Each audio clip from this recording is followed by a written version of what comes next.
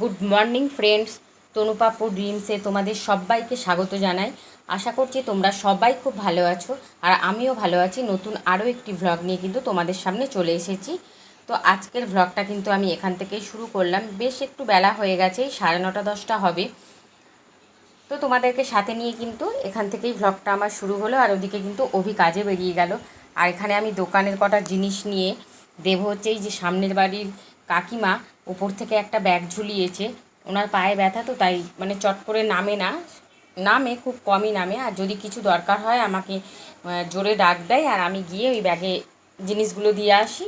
ওই ব্যাগের মধ্যেই আবার পয়সা দিয়ে দেয়, নিয়ে চলে আসি। তো এইভাবে ওনাকে কটা জিনিস দিয়ে দিলাম, কটা জিনিস দরকার ছিল। আর এদিকে দেখো বন্ধুরা, রোজ দিনের মতো এই গরু দুটো কিন্তু চলে এসেছে। এসে কিন্তু ওদের কিন্তু এবার বিস্কুট দিতে হবে। হাতে করে কিন্তু আমি বিস্কুট নিয়েই বেরিয়েছিলাম, ওরা আগেই এসে দাঁড়িয়েছিল। আর আমরা জানি কি গরু মানে আনাজের খোসা এইসব খেতে ভালোবাসে, কিন্তু এরা আবার সেই সব খায় না। ওদেরকে বিস্কুটই দিতে হবে, রুটি দিতে হবে, এই সব দিতে হবে। তো যাই হোক, ওদেরকে একটু বিস্কুট খাইয়ে নিলাম। খাইয়ে নিয়ে কিন্তু আমি ঘরে চলে আসলাম। ঘরে এসে এই যে একটু আলু ভাজা করছি, আর ফ্রিজে 3 পিস কাঁচা মাছ ছিল, ভেজে নিয়েছি, আর ভাত। এইটা দিয়ে কিন্তু আমাদের আজকে টিফিন হয়ে যাবে। অভি অবশ্য ছাতু খেয়েই বেরিয়ে গেছে, তার টিফিনটা করে নিয়ে কিন্তু একটু ঘরদোর গুছিয়ে নিয়ে তারপরে রান্না বসাবো। আর এই যে কালকে বিকেলের কতগুলো জামা মানে তুলে নিয়ে এসে রেখেছিলাম, সে আর গোছানো হয়নি, তাই ওগুলোই আবার একটু গুছিয়ে নিলাম জামা কাপড়গুলো। ওই ঘরটা আমার আগেই গোছানো হয়ে গেছে, তো তাই আবার এই জামা কাপড়গুলো গুছিয়ে আর এই ঘরের বিছানাটা একটু গুছিয়ে নেব। তারপরে আবার যাব কিন্তু রান্নার দিকে। তো রান্নাটা একটু বেলা করে বসাই, অবশ্য খাবার দুপুরে অত তাড়া থাকে না, তো তাই জন্য সকালে আবার টিফিনে ভাত খেয়ে নিয়েছি, কারোরই সেইভাবে আর খিদে নেই। তো যাই হোক, এই দিকটা কিন্তু গুছিয়ে নিয়ে, আর এদিকে কিন্তু আমার চলছে রান্নার তোড়জোড়। দেখে নিই কি রান্না করছি আজকে। কড়াইতে আলুটা ভাজছি, আর এই যে সয়াবিনটা কিন্তু ভেজে আগেই তুলে রেখেছি। করবো আলু দিয়ে, সয়াবিন দিয়ে একটু পোস্ত করবো, পোস্তটাও বাটা হয়ে গেছে। আর প্রেশার কুকারে করে নিয়েছি একটু হচ্ছে মটরটার সেদ্ধ, তার মধ্যে অল্প একটু পেঁপে ছিল, সেটা দিয়ে দিয়েছি। ডালটা সাঁতলাবো, আগে হয়ে গেছে কলমি শাক খাবো। ভাতও বসিয়ে দিয়েছি, তো এইটুকু করলেই মোটামুটি হয়ে যাবে আজকের মতো, এবারের মতো রান্না। তো বন্ধুরা, পরে আসছি আবার তোমাদের সামনে। তো আমার রান্না বান্না কমপ্লিট হয়ে গিয়ে এইদিক গ্যাস ট্যাস মোছাও হয়ে গেছে। আর এইদিকে কিন্তু বাসনের সাথে বার করে নিয়েছি খাবার জলের 2টো বোতল। এই বোতলটা আমি সকালবেলায় ভিজিয়ে রেখেছিলাম, একটু তেঁতুল আর অল্প একটু সার্ফ দিয়ে ভিজিয়ে রেখে দিয়েছিলাম ঝাঁকিয়ে। আর ওই জলটাই আবার আর একটা বোতলে দিয়ে দিলাম। বেশ কিছুক্ষণ এই তেঁতুল দিয়ে ভিজিয়ে রাখলে না, বোতলগুলো কিন্তু ভীষণ ভালো পরিষ্কার হয়। এইভাবেই আমি খাবার জলের বোতলগুলো পরিষ্কার করি। আর রোজ একসাথে সব কটা বোতল হয় না দেখে বাসনের সাথে কি করি, 2টো করে বোতল বার করে নিই, নিয়ে ধুয়ে নিই। যখন দেখি একটু হালকা নোংরা হয়ে এসেছে খাবার জলের বোতলগুলো, তখনই কিন্তু এইভাবে পরিষ্কার করে নিই। আর তেঁতুল দিয়ে পরিষ্কার করলে কিন্তু ভীষণই ভালো পরিষ্কার হয়। তো সেইভাবেই কিন্তু আমি এই বোতল পরিষ্কার করে নিয়েছি। আর আগের দিন কিন্তু আর 2টো বোতল পরিষ্কার করে নিয়েছি, আবার পরের দিন আরও 2টো বোতল পরিষ্কার করব এইভাবে। তো মোটামুটি এই দিকটা আমার কাজবাজ গোছানো হয়ে গেল।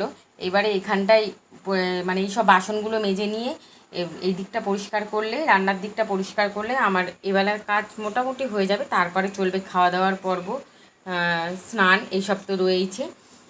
তো এই দিকটা করে কিন্তু বেশ খানিকটা সময় চলে গেল। আমি কিন্তু চলে আসলাম একদম বিকেলবেলা দিদি আর তার 2 মেয়ে চলে এসেছে আমাদের বাড়ি বেড়াতে।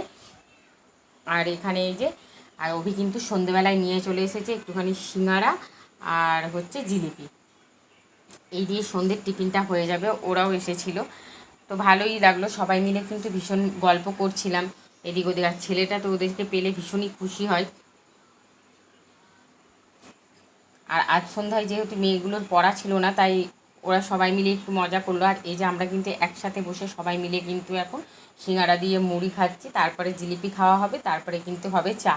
আড্ডাটা বেশ ভালোই জমে গেছিলো। সবাই একসাথে হলে যা হয় আর কি, ভীষণ ভালো লাগে। আর দিদির শ্বশুরবাড়ি যেহেতু কাছেই, তাই অসুবিধা হয় না। আর তারপরে খাওয়া দাওয়া কমপ্লিট করে এই যে মেয়েগুলো কিন্তু আবার রামসাম যদুমধু খেলতে বসে গেছিলো। এসব খেলা তো আর এখন হয়েই ওঠে না। ওরা আবার একটু বায়না করলো, মামি তুমিও খেলো আমাদের সাথে, তাই আবার ওদের সাথে কিন্তু আমিও একটু খেললাম, আর বেশ ভালো লাগছিল। তারপরে কিন্তু ওরা বাড়ি চলে গেল, আমরা বেরিয়ে পড়লাম, একটু দরকারি কিছু জিনিস কেনার ছিল, তাই চলে আসলাম কিন্তু একদম দশকর্মার দোকানে। দোকানে এসে আমার ঠাকুরের হচ্ছে গঙ্গা জলটা শেষ হয়ে গেছিলো, তাই ঠাকুরের জন্য একটু গঙ্গা জল নিচ্ছিলাম। আর ছোবড়াও ছিল না আর কি, ধুনো যে দেখায় সেই, তাই জন্য কিন্তু ওই নারকেল ছোবড়া একটু নিলাম।